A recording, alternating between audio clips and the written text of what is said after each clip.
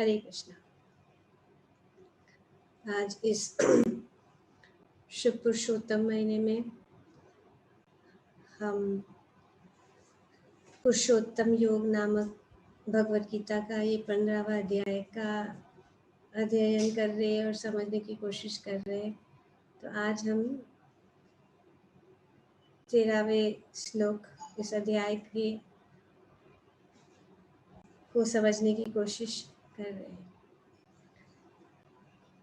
12वें श्लोक से लेकर 15वें श्लोक तक भगवान जो है अपने विषय में ज्ञान दे रहे हैं, क्योंकि अगर हम भगवान को समझना चाहते हैं और हमारा मन अगर विकसित नहीं है तो कठिन हो जाएगा। तो भगवान अपनी कृपा बरसाने के कारण वे हमें प्रत्यक्ष रूप से उनकी शक्तियों को जैसे हम देखते हैं और जैसे ही हम उनकी शक्तियों को देखते हैं तो हम जान सकते हैं कि भगवान ही सभी चीज़ों का निर्माण करते हैं और सब चीज़ जो है उनसे ही आ रही है और वे ही हम सबका जो पोषण कर रहे हैं और उनके पोषण के बिना हम कुछ भी नहीं कर सकते। पिछले श्लोक में भगवान ने बताया कि किस प्रकार से सूर्य का तेज, चंद्रमा का तेज, अग्नि जो है वही उत्पन्न होती है और हम देख सकते हैं कि किस प्रकार से इन तीनों चीज़ जो है सूर्य की तेज और खास करके अग्नि और चंद्रमा और इस श्लोक में भी और भी गहराई से भगवान बता रहे कि चंद्रमा की का क्या हमारे जीवन में किस प्रकार से हमें फ़ायदा मिलता है, किस प्रकार से हम उसका लाभ उठा रहे हैं और ये सब शक्तियाँ जो है भगवान की है।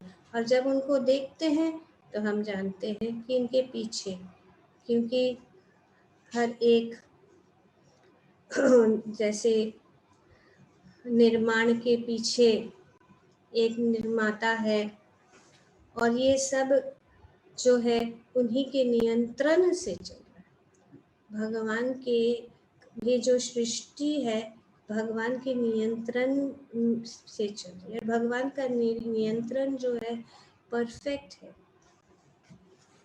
सब जो भगवान चलाते हैं वो परफेक्ट है, वे सबसे परफेक्ट क्रिएटर है। वो भी हम देखेंगे, जैसे कि यहाँ पे इस श्लोक में भी बताया जा रहा है कि गाम अविश्य आविश्य, मतलब भगवान जो है प्रवेश करते हैं किसमें? गाम, लोकों में। मैं प्रत्येक लोकों, मतलब इतने, जैसे कि हम जानते हैं कि भगवान की विष्णु 3 प्रकार के हैं। वो है कारणोदाक्षायी विष्णु, गर्भोदाक्षायी विष्णु और शिरोदाक्षायी विष्णु है। और कारणोदाक्षायी विष्णु के रोमकूप से अनेक कोटि उनके रोमकूप से कोटि ब्रह्मांड निकलते हैं और वे हर एक ब्रह्मांड में प्रवेश करते हैं गर्भोदाक्षायी विष्णु के रूप में। और फिर वे हर एक कण में शिरोदाक्षायी विष्णु के रूप में प्रवेश करते हैं और इस प्रकार से ये जो पूरी सृष्टि को वे धारण करते हैं। यहाँ पे इस श्लोक में भगवान बताते हैं कि धारायामी, धारण करता हूँ। कौन? मैं धारण करता हूँ। मैं प्रत्येक लोकों में प्रवेश करता हूँ और मेरी शक्ति से सारे लोग अपनी कक्षा में स्थित रहते हैं। जैसे कि कल हमने देखा हमारे जो हमने जो स्लाइड प्रेजेंटेशन में कि किस प्रकार सब जो ग्रह है, सब लोग है, सब प्लैनेट्स है, अपनी अपनी परिक्रमा में चल रहे हैं और वे अपनी कक्षा में रहते हैं, स्थित रहते हैं। और इस तो श्लोक के तात्पर्य में प्रभुपाद जी बताते हैं कि भगवान ही इसको धारण करके रख रहे, नहीं तो सब कुछ बिखर जाएगा। जैसे कि उदाहरण दिया जा रहा है मिट्टी, जिस प्रकार से हम अपने हाथ में मिट्टी को उठाते हैं और जब तक वे मिट्टी जो मुट्ठी में रहती है वो धारण, वह स्थित रहेगी, लेकिन जैसे ही उसको छोड़ दिया जाए वो बिखर जाएगी। इस प्रकार से जो भगवान जो है सभी जो लोगों या सब कुछ जो है धारण कर रहे हैं, उनकी शक्ति प्रत्येक लोग को उसी तरह थामे रहती है जिस प्रकार धूल को मुट्ठी के बंद रहने पर धूल के गिरने का भय नहीं होता। धूल जो है जब तक मुट्ठी में बंद है, धूल का गिरने का कोई भय नहीं रहता, लेकिन जो ही धूल को वायु में फेंक दिया जाता है वह नीचे गिर पड़ती है। इसी प्रकार ये सारे लोग जो वायु में तैर रहे हैं वास्तव में भगवान के विराट रूप की मुट्ठी में बांधे हैं।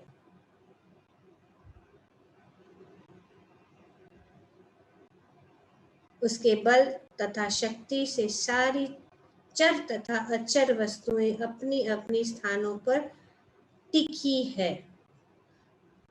हम सब टिके हुए हैं और सब कुछ टिका हुआ है भगवान की शक्ति के कारण, क्योंकि भगवान ही सभी चीजों को धारण करके रखे हैं। वे जो है सब चीजों को स्थित रखते हैं। ऐसा ज्ञात है कि सारे लोग केवल भगवान की शक्ति से वायु में तैर रहे हैं। भगवान प्रत्येक अणु, प्रत्येक लोक, प्रत्येक जीव में प्रवेश करते हैं। कारणोदाक्षाय विष्णु, गर्भोदाक्षाय विष्णु और क्षीरोदाक्षाय विष्णु। बहुत ही सुंदर रूप से ये सब कुछ चल रहा है। और ब्रह्म संहिता में भी ये बताया गया, ब्रह्मा जी जैसे हम पढ़ रहे हैं भगवद गीता और श्रीमद् भागवतम में किस प्रकार से ब्रह्मा जी बताते हैं भगवान का दर्शन लेने की, उनके धाम का दर्शन के विषय में हम पढ़ रहे हैं। तो ब्रह्मा जी अपनी ब्रह्म संहिता में जैसे यहाँ पे प्रभुपाद जी बताते हैं कि परमेश्वर का एक अंश परमात्मा लोकों में, ब्रह्मांड में, जीवों में तथा अणु तक में प्रवेश करता है। अतएव उनके प्रवेश करने से प्रत्येक वस्तु ठीक से दिखती है। सब ठीक, perfect plan, everything in place, सब ठीक ठाक चल रहा है भगवान की इस शक्ति के कारण। क्रम से सब कुछ हो रहा है, क्रम से सूर्य उदय हो रहा है, क्रम से चंद्रमा की रोशनी, क्रम से ऋतु बदल रहे हैं, क्रम से सब कुछ चल रहा है, सब कुछ क्रम से ये शरीर चल रहा है, सब कुछ भगवान के इस प्रकार से नियंत्रण में सब कुछ चल रहा है। यहाँ पे जिस प्रकार से उदाहरण दिया गया है, दूसरा उदाहरण दिया है, शरीर के भीतर जो आत्मा है, जब आत्मा होता है तो जीवित मनुष्य पानी पे तैर सकता है, क्योंकि आत्मा है। इस शरीर में आत्मा होने के कारण ये शरीर जो है कार्य कर रहा है, तो इसीलिए परम आत्मा, आत्मा और परमात्मा, परम आत्मा के कारण सब कुछ ठीक से चले, चाहे वो सब लोक है, चाहे वो ग्रह है, चाहे वो सूर्य है, चाहे वो चंद्रमा है, चाहे वो सब कुछ जो है, हर एक कण में भगवान परमात्मा के रूप में स्थित होने के कारण सब कुछ चल।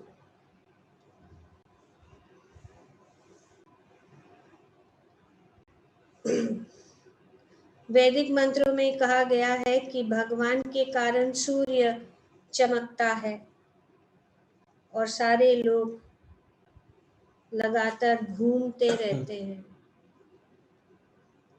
भगवान के कारण ये होगा। यदि ऐसा उनके कारण न हो तो सारे लोग वायु में धूल के समान बिखर कर नष्ट हो जाएंगे। उनको स्टेबल भगवान, नहीं तो वायु में कहीं भी घूमे, कैसे भी सूर्य मंडल अपने क्रम से चल रहा है, सब कुछ सब ग्रह अपने क्रम से चल रहे स्थित, क्योंकि भगवान जो है हमें प्रवेश करके, जैसे कि शरीर में शरीर चल रहा है क्योंकि आत्मा उसके अंदर है, आत्मा नहीं है तो शरीर जो है नहीं चल सकता। इसी प्रकार से ये जो यहाँ पे बताया गया है कि ये सारे और भगवान के ही कारण चंद्रमा समस्त वनस्पतियों को पोषण करती है। कितना भगवान जो है सब कुछ हमारे लिए सुविधाएं बना कर रखा है, यहाँ तक कि वनस्पति, और वनस्पति कैसे पोषित होती? चंद्रमा की किरणें, चंद्रमा की किरणों के कारण वनस्पतियों को पोषण मिलता है। चंद्रमा के प्रभाव से सब्जियां सुस्वाद बनती है। अभी बहुत सारा कोशिश होता है मॉडर्न साइंस में, ग्रीन हाउस में या कोई ऐसा आर्टिफिशियल एनवायरनमेंट में सब्जियां फल वगैरह, लेकिन उसमें देखेंगे वो जो नेचुरल जूस रस नहीं है। दिखते हैं बहुत अच्छे, बाहर से बहुत अच्छे दिखेंगे, बहुत कलर्स वगैरह दिखेंगे, लेकिन जो स्वाद है वो जो जब तक चंद्रमा की किरणें नहीं पड़ेंगी वनस्पतियों के ऊपर, इसके लिए अभी लोग पता लग रहा है, और वो हेल्दी भी नहीं है, इसके लिए ऑर्गेनिक सब लोग कर रहे हैं। नेचुरल जो कुदरती ये सब जो बनाया गया, सब कुछ जो प्लान जो है, जो कुछ भी भगवान ने बनाया परफेक्ट है, लेकिन हम अपनी स्वतंत्रता का दुरुपयोग करके सब कुछ बिगाड़, मनुष्य ही इस भगवान का जो आयोजन है वे बिगाड़,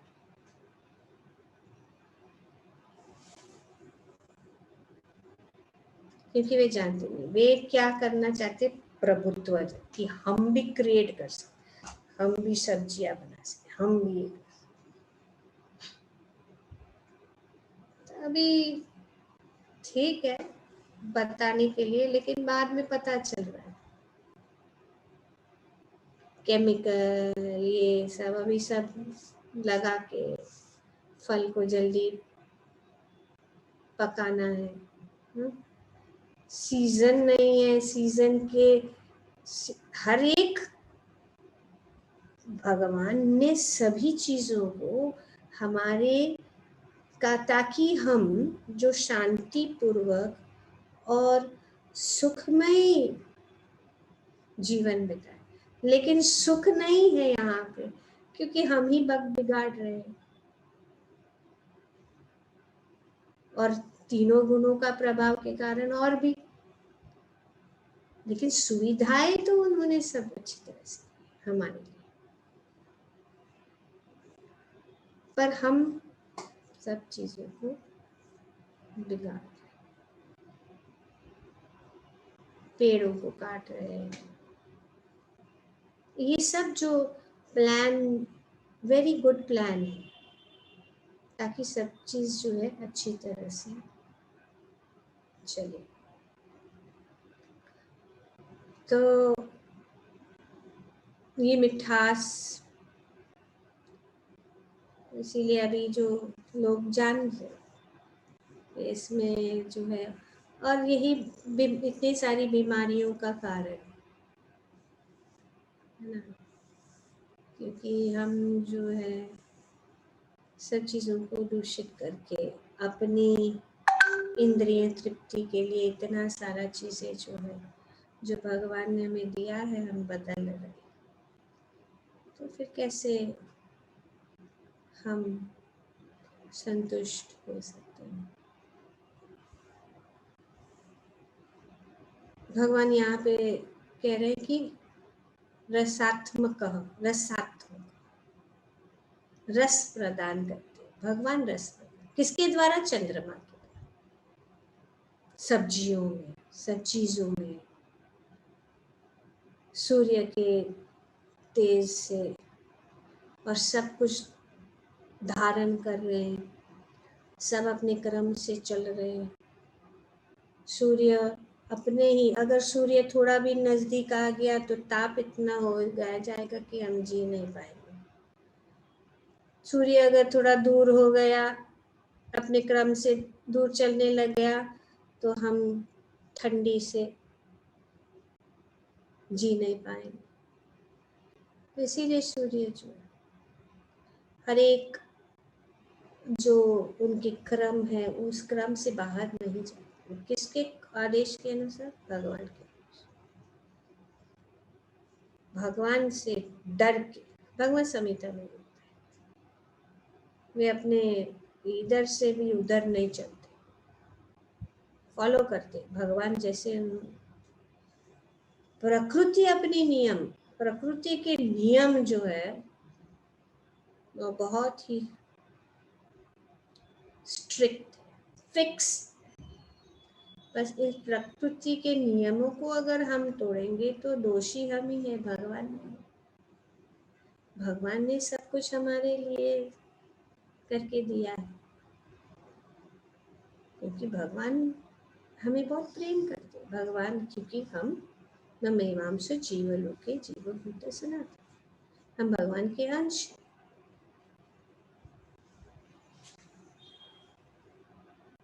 जैसे कि हर ऋतु के समान सब्जियां आती हैं, हर ऋतु के समान फल आते हैं जो हमारे लिए लाभदायक। जैसे कि गर्मी के सीजन में सब पानी भरे हुए, क्योंकि गर्मी रहती है। जैसे कि दूधी है, इस प्रकार से खीरा है, या वाटरमेलन है, ऐसे सब जो फ्रूट्स आते हैं आपको, क्योंकि वो अपने लिए मौसम के अनुसार सब सीजनल, इसीलिए कहा जाता है ना कि सीजन में जो फ्रूट है, सीजन में जो वेजिटेबल्स है, वही खाना चाहिए। जैसे कि आम भी सीजन है, उनका समय है, पर हम अगर आम अपने इंद्र तृप्ति के लिए आम पूरा साल चाहिए, तो फिर हम आर्टिफिशियल सब करके कर रहे। पर वो रस नहीं।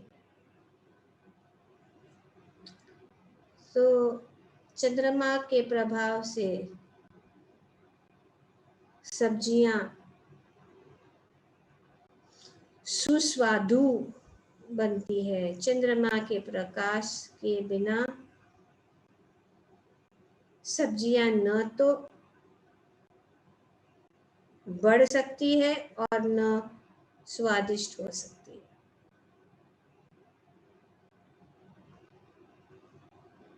तो ये स्वाद रसात्मक इसी कारण वास्तव में मानव समाज भगवान की कृपा से काम करता है।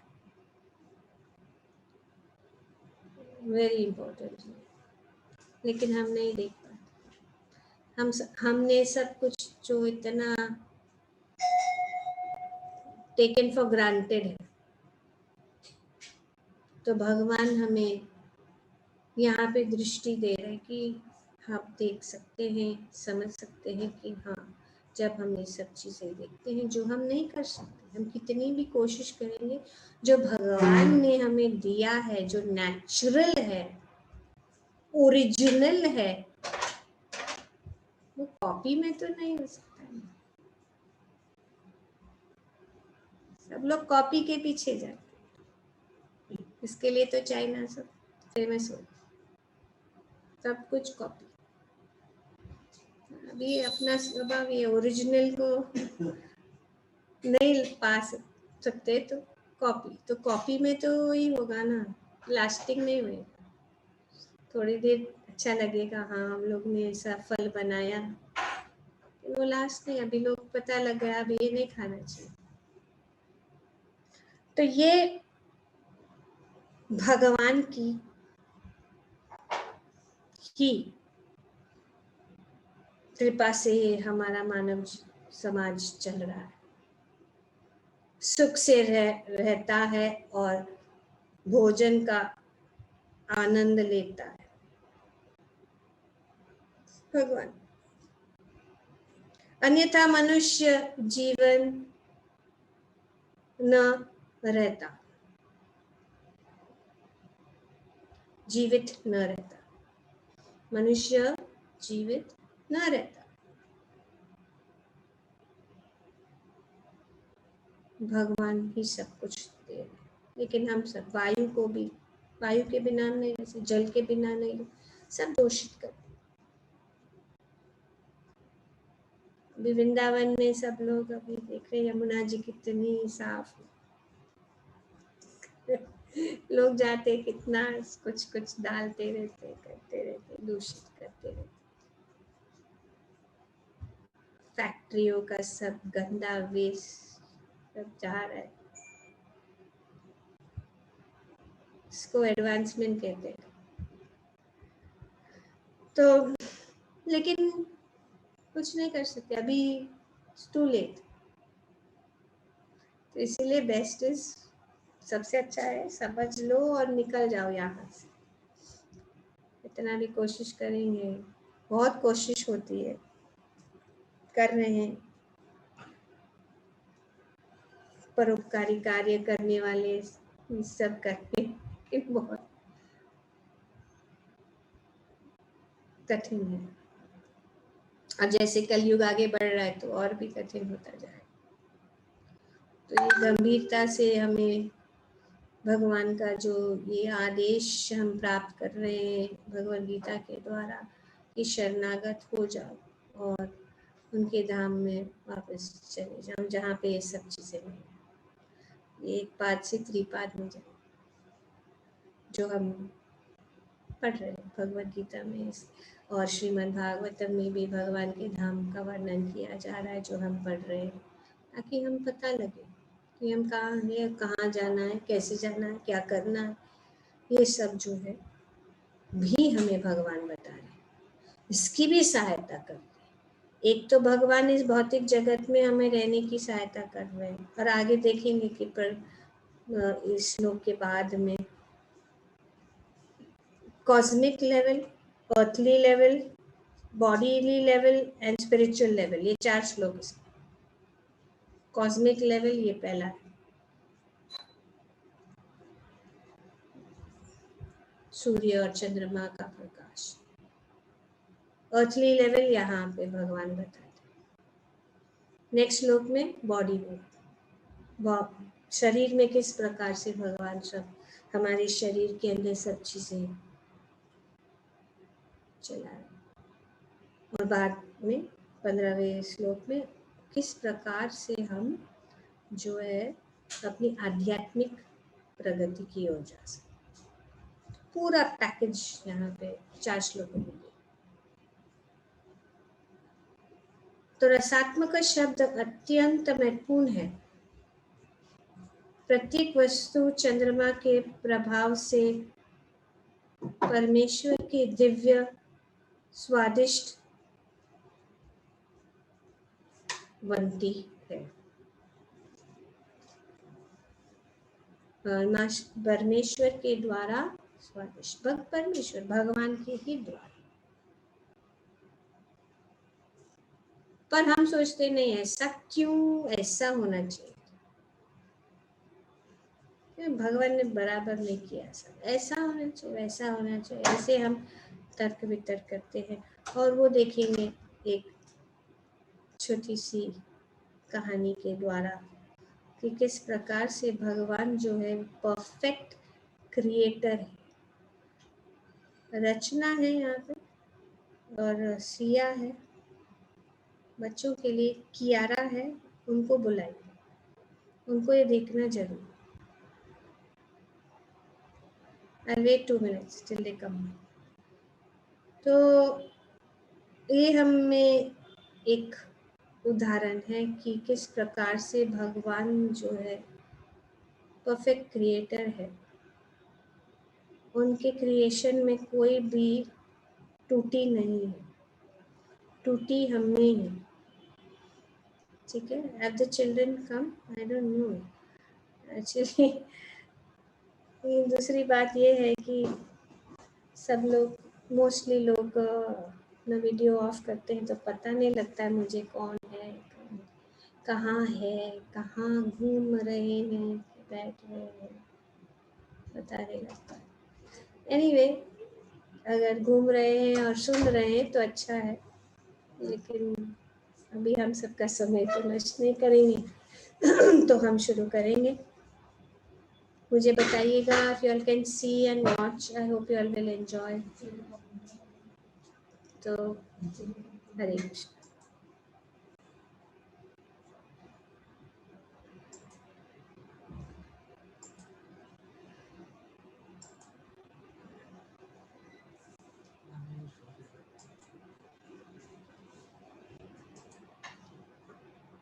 Can you see? Tell me. Can see? हरी बोल। Yes, Mataji. Okay. I do. This will come full screen. Perfect creator, moral behind the banyan tree. A storybook for children. Dedicated to His Divine Grace, A.C. Bhaktivedanta Swami Srila Prabhupada. It was a hot day. Ramu began the long journey to his uncle's village.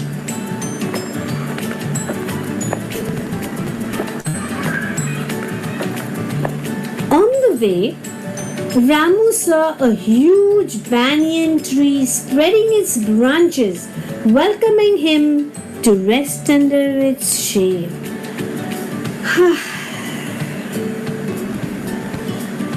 Ramu lay down on the cool grass, reveling in the shade of the old banyan. So relaxing. As he rested, he looked up at the branches of the tree. He noticed the tiny fruit on the huge banyan.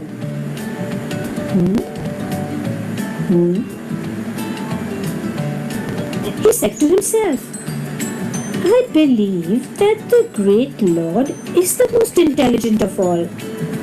But why did he create a huge banyan tree with such small fruits?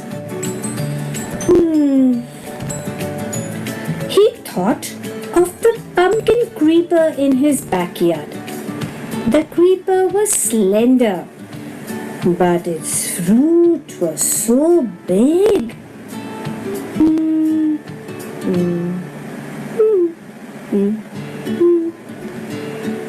He thought, surely the Lord has made a big mistake. The huge tree must have large fruits, and the small plants, tiny fruit.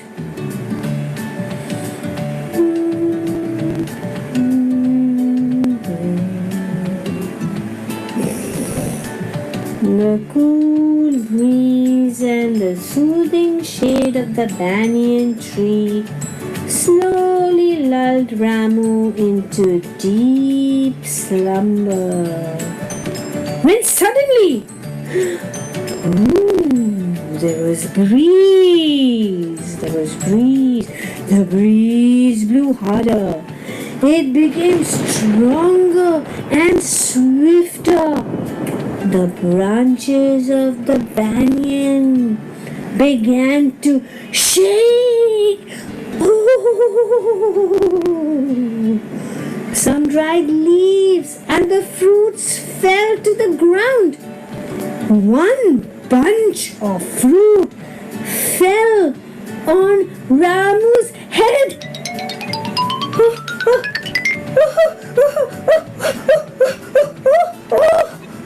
He woke up with a start and shook with fright as he wondered what had hit him. He thought, if it had been bigger, I would have been hurt badly. Oh God! He folded his hands in prayer and thanked the Lord. You are the wisest. You are the wisest. You made this great banyan tree for weary travelers like me to rest under, but made its fruit tiny so they may not hurt anyone resting in its shade. I shall never doubt your creation again. You are the perfect creator, the perfect creator. Ramu thus understood that since God is perfect, everything created by him is perfect.